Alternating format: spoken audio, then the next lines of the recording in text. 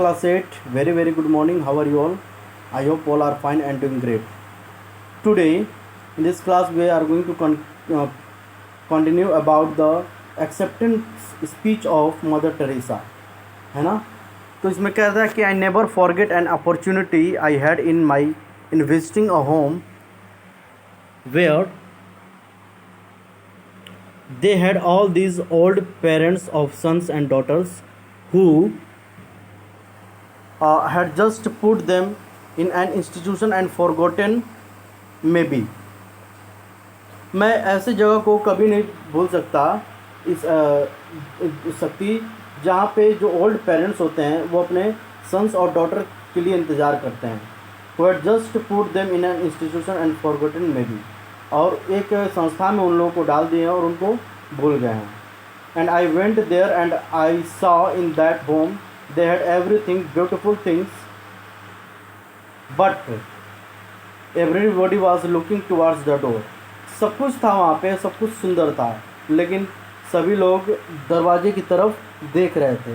and I did not see a single one with their smile on their face, और मैं कोई भी ऐसा एक व्यक्ति नहीं था जिसके चेहरे पे मुस्कान हो। I am so used to see the smile on our people, even the dying one smile, and she said this is nearly every day they are expecting, they are hoping that a son or daughter will come to visit them, they are hurt because they are forgotten, and see this is where love comes। The poverty comes right there in our own home, even neglect to love, maybe in our own family we have somebody who is feeling lonely, who is feeling sick, who is feeling worried, and these are difficult days for everybody। Are we there? Are we there to receive them? Is the mother there to receive the child? तो यहाँ देख सकते हैं कि बहुत सारी आशाएं लेकर के दरवाजे की तरफ माता पिता देखते हैं कि उनके बच्चे और बच्चियाँ आएंगे और उनसे मिलेंगे, लेकिन यहाँ पे ये सभी के घरों में लगभग मतलब बहुत सारे ऐसे घर होते हैं जिसमें ऐसा होता है, ठीक है, कि ये डिफ़िकल्ट डेज होते हैं सभी के लिए, जिसमें कुछ लोग क्या करते हैं कि अपने आप को लोनली फील करते हैं, है ना। They are not getting the love from their loved ones. Okay, तो यहाँ पे क्या होता है कि गरीबी जो होती है उनके अपने ही घर में होने शुरू हो जाती है। सभी लोग जो प्यार के जो भूखे रहते हैं उनको निगलेक्ट कर दिया जाता है, ठीक है। तो इसी तरह से I was surprised in the West to see so many young boys and girls given in to drugs, and I try to find out why is it like that, and the answer was because there is no one in the family to visit them. और ऐसा इसलिए होता था, बहुत सारे girls और boys को मैंने ड्रग्स लेते हुए देखा कि उनके पेरेंट्स उनके ऊपर ध्यान नहीं देते थे। पिता और माता जो होते हैं वो काफ़ी बिजी रहते हैं, they have no time. Young parents are in some institution and the child take back to the street and gets involve in something, है ना। कुछ अलग चीज़, कुछ गलत करने में वो बिज़ी हो जाते हैं, पेरेंट्स उन पर ध्यान नहीं देते हैं। तो क्या होता है फिर यहाँ पे जो बच्चे हैं वो गलत रास्ते पे जाते हैं। We are talking of peace, शांति उनका भंग होता है। These are things that break peace, ये ऐसी चीज़ें जो कि शांति को भंग करती हैं।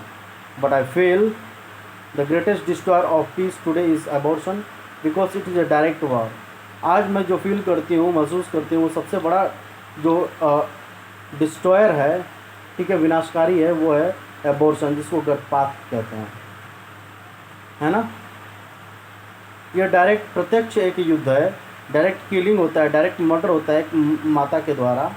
And we read in the scripture for God says very clearly even a mother could forget her child I will not forget you. इस स्क्रिप्चर में साफ साफ लिखा हुआ है कि अगर तुम्हारी माता जी भले ही तुमको छोड़ दें, लेकिन मैं नहीं छोड़ सकता। ये ईश्वर के लिए कहा जा रहा है, ठीक है। We are carved in the palm of his hand, so close to him that unborn child has been carved in the hand of God, ठीक है। तो हम लोग तो अपने माता के हाथों से परवरिश की गई, लेकिन जो पेट में पल रहा बच्चा है वो गॉड से गॉड उसकी पालन पोषण कर रहे हैं। And that is what strikes me most, the beginning of this is the sentence that even if a mother could forgetting something impossible, but even if she could forget, I will not forget you। कहना कि अगर माता, हो सकता है ये संभव है कि तुम्हारी माता तुमको भूल जाए, लेकिन मैं तुमको नहीं भूल सकता, ठीक है। And the greatest means the greatest destroyer of peace is abortion, and we who are standing here our parents wanted us, we would not be here if our parents would do that to us, ठीक है। हमारे पिता या माता हमारे साथ अगर ऐसा करते तो शायद हम लोग यहाँ पे नहीं होते, लेकिन हमारे पिता और माता को हमें ज़रूरत थी। Our children, we want them, we love them, but what the millions? Many people are very very concerned with the children in India, ठीक है। भारत में ऐसा है कि बहुत सारे जो पेरेंट्स होते हैं वो सचेत होते हैं अपने बच्चों को लेकर के, ठीक है।